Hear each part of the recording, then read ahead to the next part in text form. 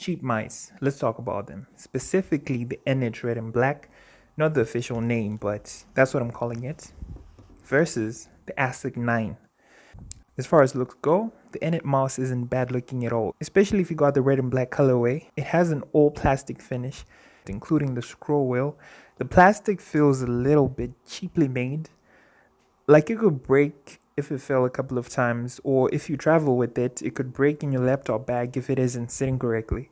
The Asac 9 is no different, but the plastic does feel a little bit firmer. The scroll wheel has a rubber finish to it for better grip, so gamers will appreciate this. As far as the size and shape, the Asac 9 is more suitable for larger hands and feels better to use with its long buttons. Both mice have the standard certification at the back, so they do meet the industry requirements for their class of devices. Both mice do not support side scrolling on the mouse wheel, which is to be expected at this price point. Next comes the lighting aspect. The Asac 9 is the clear winner, with very bright RGB on the side strip. The colors transition on their own. There is no setting to use one color or turn them off, because at the time of the video I couldn't get any drivers for it. When testing for the overall responsiveness of each mouse, I found the Enet mouse comes with a third button that allows you to change the DPI of the mouse. DPI stands for dots per inch, and the higher the number, the better the mouse sensitivity. So this mouse has different DPI settings you can change with a click of a button, depending on usage.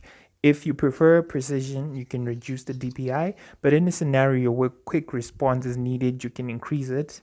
The button cannot be remapped because there aren't any drivers for the Enet mouse, but it's still a great feature to have for $5.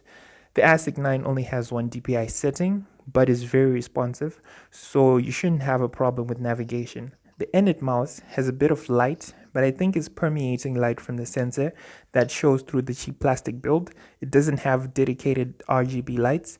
As far as availability, the Enet mouse is easier to get at most of the tech shops or bookstores around the country. You can find it in any tech shop pretty much anywhere. The overall usability of either of these devices depends on your use case scenario. If you're gaming most of the time or editing photos and video or any design software, the Enet is the mouse for you. If you want a prolonged PC user and you use it mostly for media playback or have your PC as a centerpiece in your living area, then the RGB Asac 9 is what you should go with.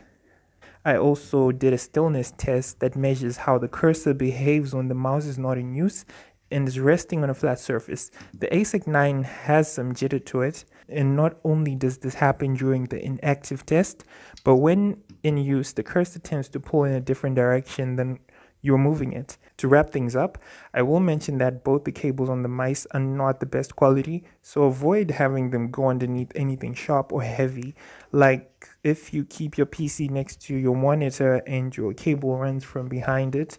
Some cases do have sharp edges. We've reached the end of the video. Please hit the subscribe button, leave a like, a comment, and remember to turn on notifications.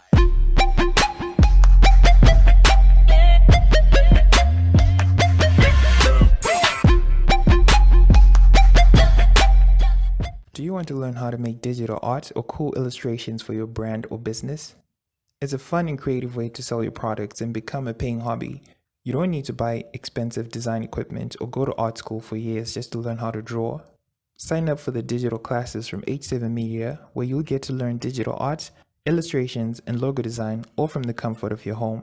Registration is free on WhatsApp. Just save this video and follow the instructions at the end.